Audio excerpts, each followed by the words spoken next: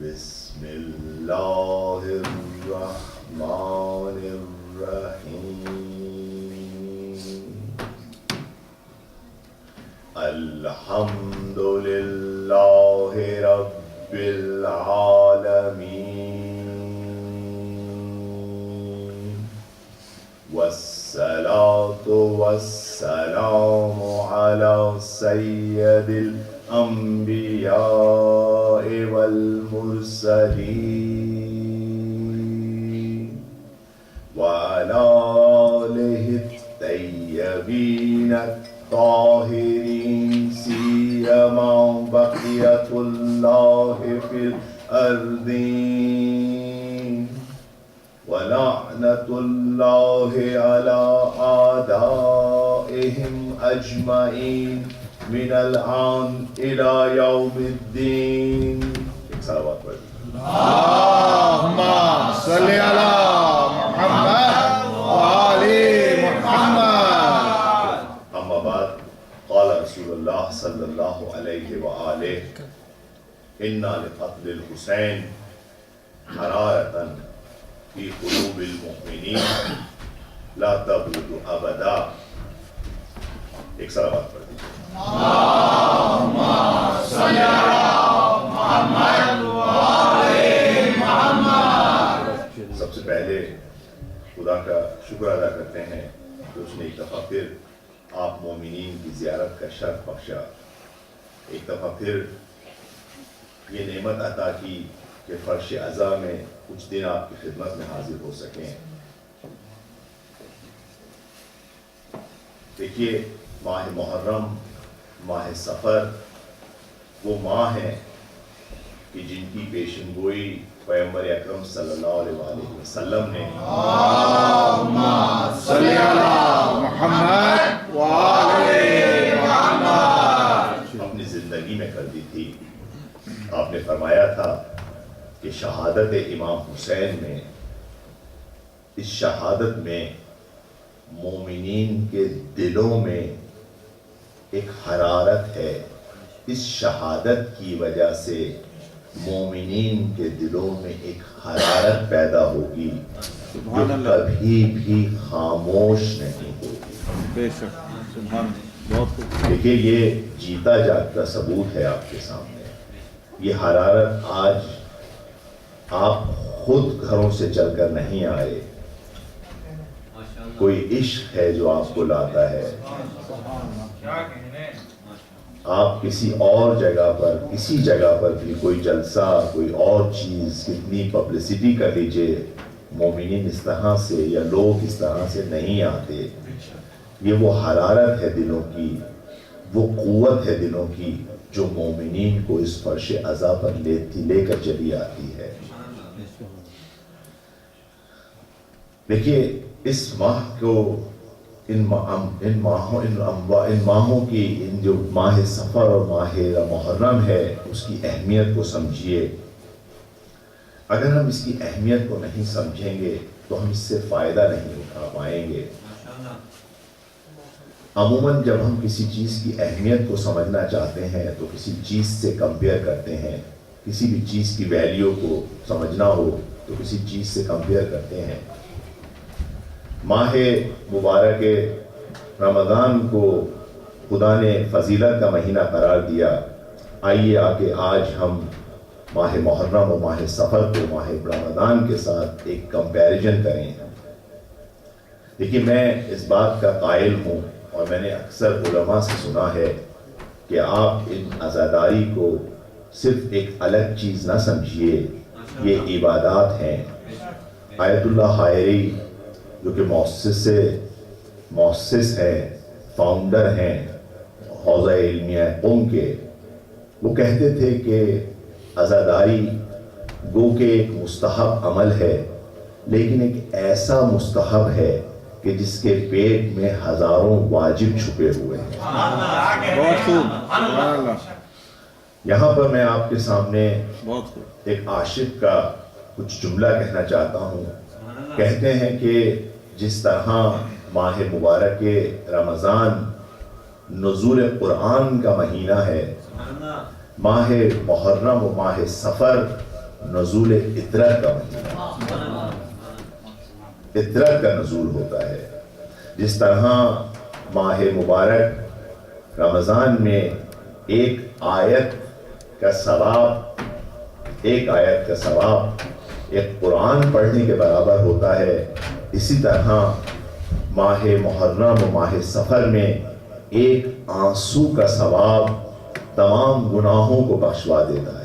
بہت خوب، سبحان اللہ۔ ایک دفعہ ماہ مبارک رمضان میں انسان اپنی شہوات پر، کھانے پینے کی عادتوں پہ قابو پا کر مشکلات کے ذریعے خدا کا تقرب ڈھونڈتا ہے۔ ایک راستہ یہ ہے اور ایک راستہ خدا نے عشق کا رکھا کہ امام کے عشق کے ذریعے خدا کا تقرب حاصل کرتا ہے۔ یہ جو عرض کیا آپ کے سامنے کہ ماہ محرم و سفر ماہ نزول اطرت ہے، یہ کوئی شاعری نہیں۔ دیکھیے، آئیے ہم نزول کے مطلب کو سمجھیں۔ نزول سے کیا مراد ہے؟ جب ہم یہ کہتے ہیں کہ ماہ مبارک رمضان نزول قرآن کا مہینہ ہے، اس کا مطلب کیا ہے؟ اکثر یہ سمجھ میں آتا ہے کہ شاید قرآن نازل ہوا، نازل ہونے سے کیا مراد ہے؟ یعنی یہ چیز کہ ایک چیز عرش پہ تھی وہ فرش پہ آ گئی، ایک چیز خدا کے پاس تھی اس کا ایکسس عوام تک ہو گیا۔ کیا نزول یہ ہے؟ نہیں، نزول کے معنی یہ نہیں۔ اگر آپ نزول کے معنی سمجھ جائیں گے تو پھر نزول اطرت کو بھی سمجھ جائیں گے۔ دیکھیے، قرآن کلام خدا ہے، کلام خالق ہے، وہ خالق جس کو ہم کمپریہینڈ بھی نہیں کر سکتے۔ کلام خالق کلام مخلوق کی سمجھ میں نہیں آ سکتا تھا، مگر یہ کہ اسے اس سطح پر لایا جاتا، اسے اس جگہ پر لایا جاتا کہ جہاں مخلوق اس کلام کو سمجھ سکیں۔ یہ معنی ہوتے ہیں نزول کے۔ یعنی اگر ایک مفہوم کو، ایک کانسیپٹ کو ایک ایسی جگہ پہ لایا جائے جہاں عام لوگ ان مفاہیم کو سمجھ سکیں تو ہم کہتے ہیں ایک چیز نازل ہوئی ہے۔ دیکھیے، ہم جانتے ہیں کہ اکثر کانسیپٹ یہ نہیں ہے کہ خدا کہیں اوپر ہے اور ہم نیچے ہیں، یہ سمجھانے کے لیے بولا جاتا ہے، ورنہ اوپر سے نازل ہونا معنی نہیں رکھتا۔ نزول کے معنی صرف یہ ہیں کہ ایک کچھ کانسیپٹ جو بہت ہائر لیول پہ تھے ان کو لایا جائے، اس طرح نیچے لایا جائے کہ عام فہم سطح پہ اس کو سمجھا جا سکے۔ کربلا آئی اور کربلا میں امامت کے کانسیپٹ کو جو کہ بہت ہائی لیول پر تھا لوگ سمجھ نہیں پا رہے تھے، اسے لا کر عام فہم الفاظوں میں سمجھایا، یہاں تک سمجھایا کہ امام جواد اب آئیں گے اور آنے کے بعد امامت کا منشور دیں گے زیارت جامع کی شکل میں۔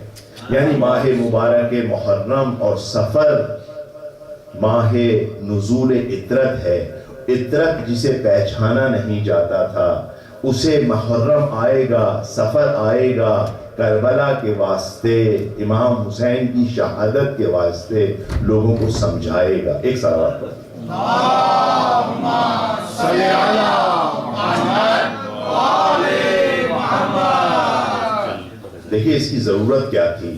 آخر اس میں اس کی کوئی ضرورت، ہر چیز کی ایک ضرورت ہونی چاہیے، ایک ضرورت ہونی چاہیے۔ آپ نے وہ حدیث جو کہ برادران اہل سنت بھی اس کو نقل کرتے ہیں اور ہمارے ہاں مشہور ہے، آپ نے سنا ہوگا کہ جہاں پیغمبر اکرم صلی اللہ علیہ وسلم نے اپنے آخری خطبے میں فرمایا، انی تارک فیکم الثقلین، میں تمہارے درمیان دو ہیوی ویٹ چیزیں چھوڑ کے جا رہا ہوں، دو ہیوی ویٹ چیزیں چھوڑ کے جا رہا ہوں۔ کون کون سی دو چیزیں ہیں؟ ان کو انٹروڈیوس کرایا، کتاب اللہ و اطرتی اہل بیت، خدا کی کتاب، اور دوسری ہیوی ویٹ چیز جو تھی وہ میری اطرت ہے، میرے اہل بیت ہیں۔ اس کے بعد کیوں آپ چھوڑ کے جا رہے ہیں، اس کی ریزن کیا ہے، اس کو ایکسپلین کریں گے۔ معصوم نبی ہے، کوئی بات ادھوری نہیں کہتا، اس کی ریزن بھی دے کے جاتا ہے، میں کیوں آپ کے درمیان یہ دو چیزیں چھوڑ کے جا رہا ہوں۔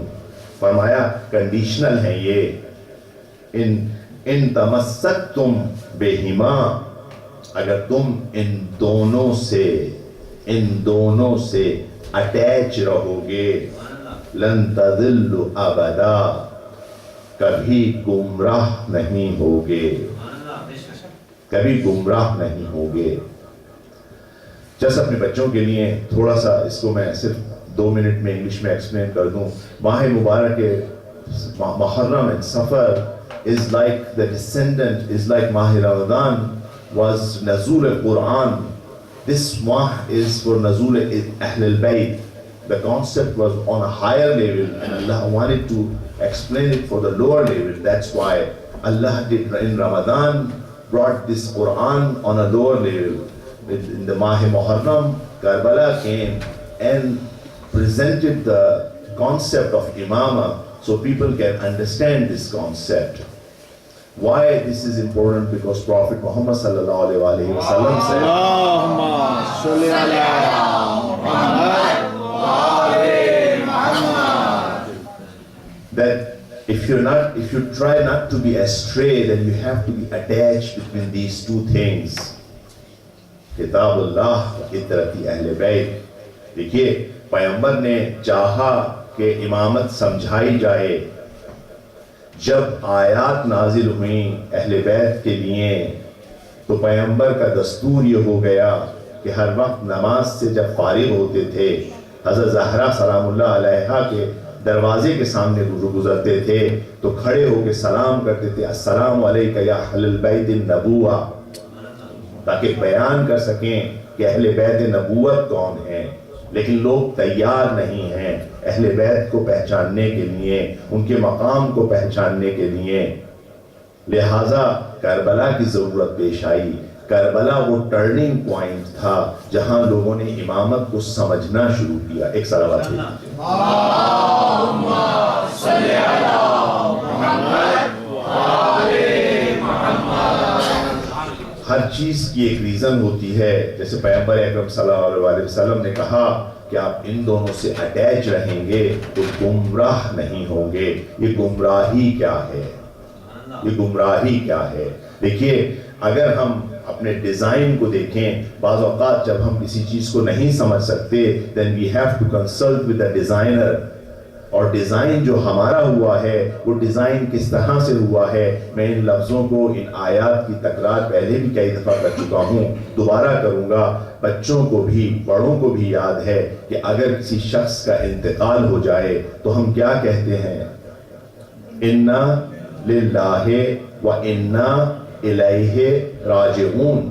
یہ ہم اس مرنے والے کو نہیں کہہ رہے ہوتے، یہ اپنے آپ کو ایک ریمائنڈر بھیج رہے ہوتے ہیں، ایک ریمائنڈر بھیجتے ہیں کہ ہم کون ہیں۔ ہم یہ بتاتے ہیں انا فار شیور، یقیناً، انا للہ ہم اللہ کے لیے ہیں یا اللہ سے ہیں، و انا فار شیور انا الیہ، الہ مانے ہوتا ہے طرف اس کے، الیہ ٹورڈز ہم، راجعون وی آر گوئنگ بیک۔ بس انسان ڈیزائن ہوا ہے خدا کی طرف جانے کے لیے۔ دوسری طرف صراحتاً قرآن نے کہا یا ایھا الانسان۔ دیکھیے جب میں نے بہت بارہا عرض کیا، جب انسان کی بات آئے گی ڈیزائن کی بات ہوگی، مومنین کی بات نہیں ہو رہی، مسلمانوں کی بات نہیں ہو رہی۔ یا ایھا الانسان انک کادح الی ربک کدحا فملاقیہ۔ کیا معنی ہے اس کے؟ او انسان تم اسٹرائیو کر رہے ہو، تم واک کر رہے ہو۔ قادحن ایک اسپیشل واک ہوتی ہے جس میں بہت ایفرٹ لگانی پڑتی ہے۔ کہاں؟ انکا قادحن، for sure you are walking, آپ اسٹرائیو کر رہے ہو، آپ موو کر رہے ہو، کدھر؟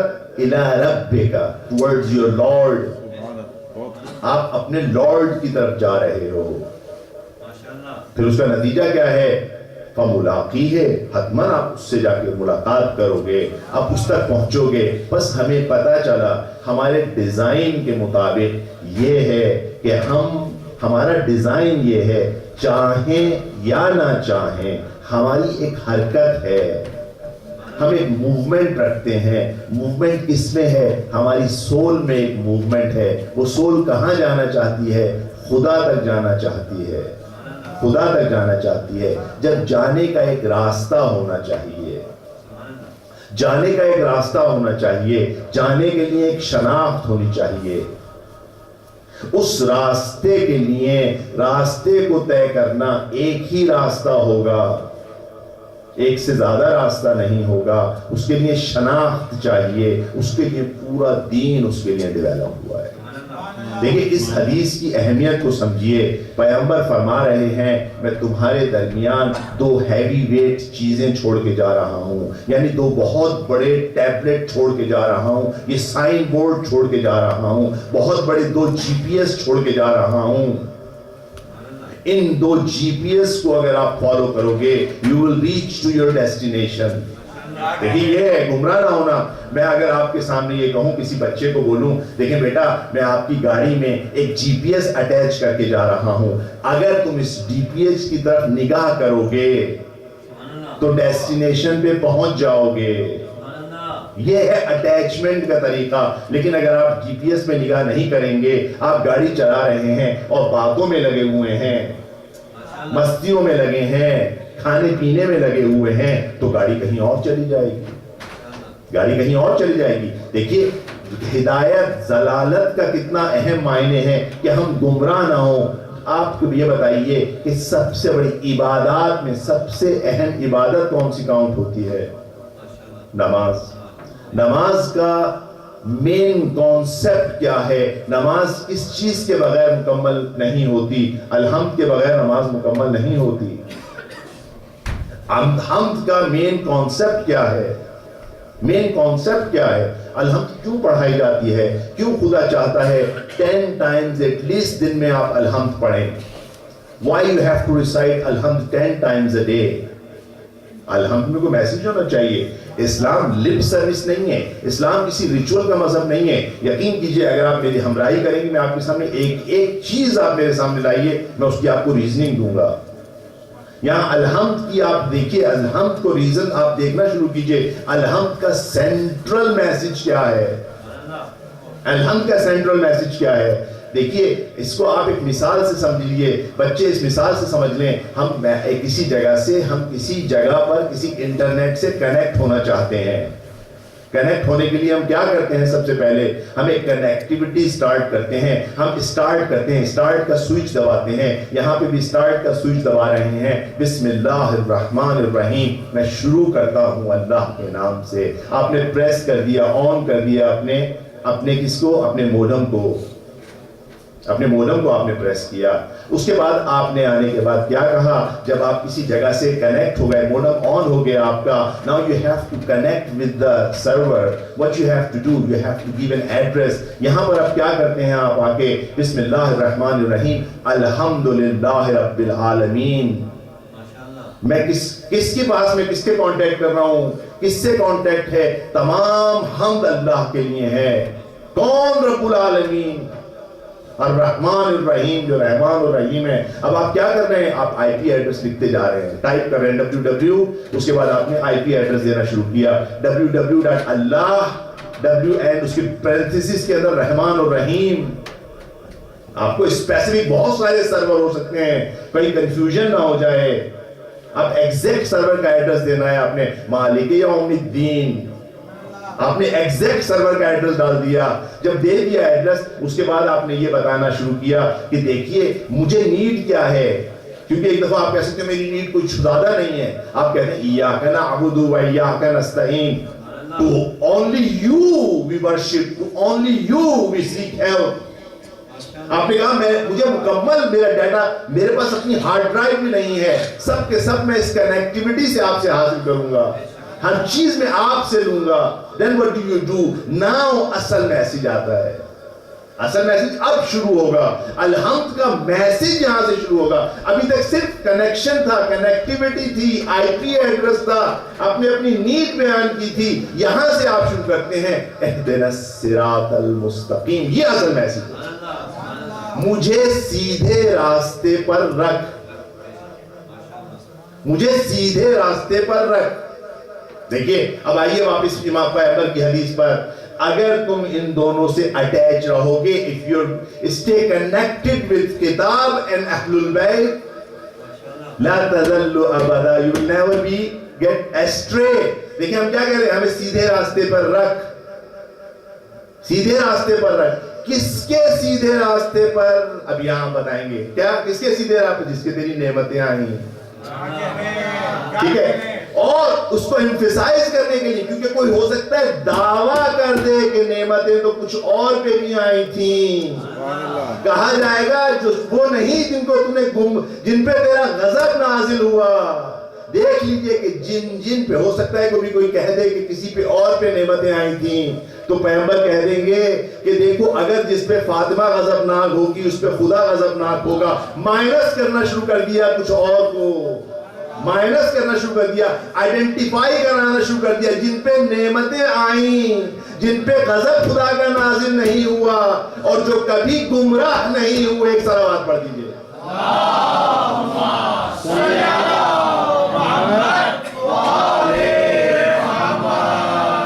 دیکھیے آپ نے, اب آپ سمجھیں کہ نزول عطرت کی اہل بیت کی کیا ضرورت تھی, نزول قرآن کی کیا ضرورت تھی. ماہ مبارک رمضان نزول قرآن کا مہینہ, ماہ محرم و صفر نزول اہل بیت کا مہینہ. کیوں نزول کی ضرورت تھی؟ تاکہ ہم سمجھ سکیں. جب ہم سمجھ سکیں تو ان سے اٹیچ ہو سکیں. جب ہم اٹیچ ہو سکیں تو کیا کر سکیں, تاکہ ہمارا جو ڈیزائن ہمارا ہے, the way we have designed that we have to do this journey, ہمیں اس سفر پہ جانا ہے, اس پہ ہم گمراہ نہ ہو سکیں, اس پہ ہم گمراہ نہ ہو سکیں. اس لیے ماہ مبارک ہے. اس کے علاوہ کیا ضرورت ہے؟ میں نے آپ سے عرض کیا تھا کہ آپ کو سب سے پہلے you have to do few things. You need to have a GPS, but you also need to have a proper address. شناخت ہونی چاہیے آپ کی, پراپر شناخت ہونی چاہیے آپ کی. دیکھیے ایک چیز سے شناخت حاصل نہیں ہوگی, ایک چیز سے شناخت حاصل نہیں ہوگی, اسی چیز سے لوگ گمراہ بھی ہو جائیں گے. ایک صلوات پڑھ دیجیے.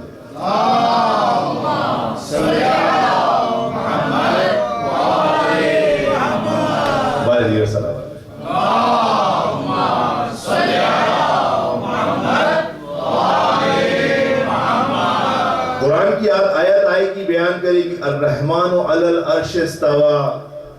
رحمان کون ہے؟ خدا کے بارے میں بیان کیا جا رہا ہے. خدا کون ہے؟ خدا کو کہا جا رہا ہے. خدا کی ایک آیت آتی ہے الرحمن علی العرش استوى. ترجمہ کرنے والے کہیں گے خدا کون ہے؟ خدا جو ہے عرش یعنی ایک تخت ہے, اس پہ بیٹھا ہے, اس پہ بیٹھا ہے. شناخت کرنے والے آئے قرآن سے چاہا خالی شناخت حاصل کر لیں, گمراہ ہو گئے. کیسے گمراہ ہو گئے؟ انہوں نے اس آیت کا ترجمہ کیا کیا؟ آیت کا ترجمہ کیا کہ جیسے آپ کو خدا عرش پہ بیٹھا ہے اور وہ عرش ہل رہا ہے, جب وہ اس کو غصہ آتا ہے تو وہ ہلتا ہے, چون چون کی آواز آتی ہے. اس طرح سے ترجمہ کر رہے ہیں. دیکھیں شناخت نہیں کر پا رہے. شناخت کون کروائے گا؟ آ کے شناخت ایک معصوم نبی کروائے گا, یا اس کا ایک معصوم وصی کروائے گا, اس کا معصوم وصی کروائے گا. معصوم وصی کیوں کہ اس کی ضرورت کیا ہے؟ آپ نے ایک دوسری کیا کہتے ہیں حدیث قدسی سنی ہوگی, میں ایک چھپا ہوا خزانہ تھا, میں ایک چھپا ہوا خزانہ تھا, میں نے چاہا کہ پہچانا جاؤں. دیکھیے یہاں پر میں اس کی توضیح کر دوں, کیونکہ اکثر شبہ پیدا ہوتا ہے کہ آیا خدا کو ضرورت تھی کہ وہ پہچانا جاتا؟ نہیں, اس کو صحیح طرح ترجمہ کر لیں. میں ایک چھپا ہوا خزانہ تھا, میں ایک چھپا ہوا خزانہ تھا, چاہا کہ لوگ مجھے پہچان لیں. کیوں؟ کیونکہ انسان بائی ڈیزائن ایسا خلق ہوا ہے کہ وہ اپنے خالق کو پہچاننا چاہتا ہے, خالق کو پہچاننا چاہتا ہے, وہ جاننا چاہتا ہے خالق کون ہے. تو ان کی اس کیوریوسٹی کو ختم کیا جا سکے تو بس میں نے محمد و آل محمد کو خلق کیا. صلی اللہ محمد و آل محمد, یعنی محمد و آل محمد کو خلق کیا. کیسے؟ کس طرح سے وہ پہچنوائیں گے آ کر؟ وہ یہی جو اشتباہ کرتے ہیں لوگ کہ خدا کے بارے میں مختلف کانسیپٹ بناتے ہیں. کبھی خدا کو کچھ لوگوں نے فرعون کو خدا کا نام دے دیا, کبھی کچھ لوگ آئے حضرت عیسیٰ کو 3 میں سے 1 قرار دے دیا, کبھی کوئی آ کے یہودیوں نے کسی ایک نبی کو خدا قرار دے دیا. اب یہاں پر معصوم آئیں گے اور بیان کریں گے خدا لامحدود ہے. دیکھیں معصوم بیان کریں کہ خدا لامحدود ہے, اور معصوم نے بیان کرنا شروع کیا الحمدللہ الذی, خدا کی شناخت کروا رہے ہیں. خدا وہ ہے, حمد اس کے لیے الذی لا یبلغ مدمدحۃ القائلون، جو لوگوں کی مدح کرنے والے ہیں، پریز کرنے والے ہیں، ان کی مدح، ان کا پریز خدا تک نہیں پہنچ سکتا۔ وَلَا يُحْصَى نِعْمَاؤُهُ الْعَادُّونَ، جو گننے والے ہیں، جو اکاؤنٹنٹ ہیں، وہ خدا کی نعمات، خدا وہ ہے جس کی نعمات کو شمار نہیں کیا جا سکتا، جو میرے موضوع سے ریلیٹڈ ہے۔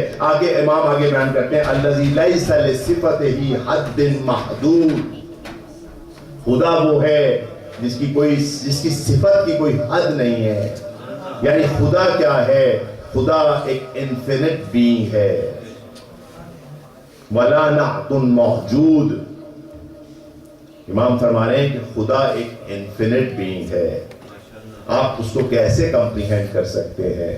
آپ اس کو کمپریہینڈ نہیں کر سکتے، آپ اس کو کمپریہینڈ نہیں کر سکتے۔ پھر کس طرح سے خدا کو پہچانا جائے؟ کیا میں بچوں سے سوال کرتا ہوں، کیا آپ کسی انفینٹ بینگ کو کمپریہینڈ کر سکتے ہیں؟ دیکھیے میتھمیٹکس میں جب کہا جاتا ہے انفینٹی کا کانسیپٹ دیا جاتا ہے، میتھمیٹکس میں تمام کے تمام کانسیپٹ سپوزیشن سے آتے ہیں، right? Like you suppose that there's an x-axis and something is infinity on x-axis, and then you suppose that something is infinite on y-axis, and you can suppose that something is infinite on z-axis or z-axis. This is all supposition. آپ ایک infinite being کو comprehend نہیں کر سکتے، اس کو آپ سمجھ نہیں سکتے، بس خدا کو آپ کیسے سمجھیں گے؟ نہیں سمجھ سکتے۔ دیکھیے اگر آپ، میں صرف بچوں کی مثال کے لیے، آپ بڑے سمجھ چکے ہیں، صرف بچوں کو سمجھانے کے لیے، if something is like for example if there is an infinite x-axis line in front of me, can I comprehend this completely? Because in order to میں کسی چیز کو ڈیفائن کرنے کے لیے اس کی ایک حد ہونی چاہیے۔ دیکھیے عربی زبان میں جب کسی چیز کی تعریف کی جاتی ہے، کسی چیز کو ڈیفائن کیا جاتا ہے، تو اس کو دیکھیے امام نے بہت دقیق جملے کر لا حد محدود، اس کی حد محدود نہیں ہے۔ کسی چیز کو فرض کر لیجئے، میں بچوں سے سوال کر رہا ہوں، یہ جو ایک ٹیبلٹ ہے اس کی چونکہ حد موجود ہے، اس کے کارنر، اس کی لمٹ ہے، that's why you have this picture۔ اگر میں اس پکچر کو انفینٹی پر لے جاؤں، ادھر سے ادھر لے جاؤں، اس کو انفینٹی پہ لے جاؤں، all you will see just a small portion, right? You're not going to able to see the complete picture of it, right?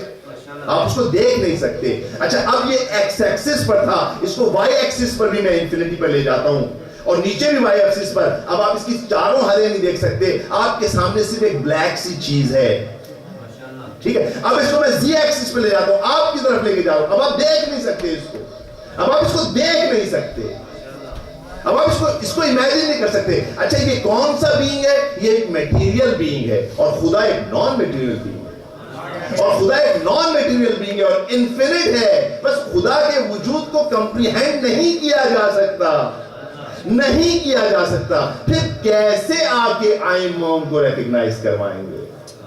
صرف لفظوں سے کروائیں گے یا کسی اور چیز سے کروائیں گے؟ صرف لفظوں سے کروائیں گے، کیونکہ امام نے آ کے فرمایا، ایک طرح لفظ سے بتایا، امام نے آ کے نہج البلاغہ میں خطبہ دیا، بیان کیا، تاکہ لوگ سمجھ سکیں کہ خدا کی حد محدود نہیں ہے۔ حتیٰ خدا نے، امام، میں اس خطبے کو اسکپ کرتا ہوں تاکہ میں وقت پہ اپنی چیز کو تمام کر سکوں۔ امام کہتے ہیں اگر تم نے کسی طرف اشارہ کیا تو تم نے اس کو محدود کر دیا۔ کہتے ہیں فقط مگر وَمَنْ أَشَارَ إِلَيْهِ، اگر کسی نے اس کی طرف اشارہ کیا فقط حَدَّهُ، all you did you، دیکھیں جب کسی کی طرف اشارہ کیا جاتا ہے اس سے مطلب وہ چیز وہاں ہے، right؟ I'm pointing out towards the thing that's over there, not here. So I'm limiting that thing over there, not over here. That means this thing is not over here, right?